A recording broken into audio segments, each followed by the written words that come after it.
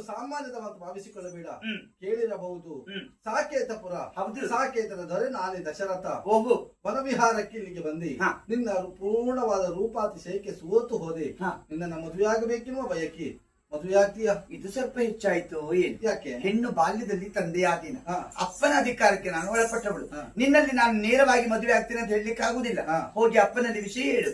ಅಪ್ಪ ಒಪ್ಪಿದ್ರಲ್ವಾ, ಆಮೇಲೆ ನೋಡು. ಅಶ್ವಪತಿಯಲ್ಲಿಗೆ ಬರ್ತೇನೆ, ಹೋಗೋಣ. ಕರುಣಾಕರಿ ಶಂಕರಿ ತಾಯಿ ಕಾಪಾಡು ಬರಲಿ.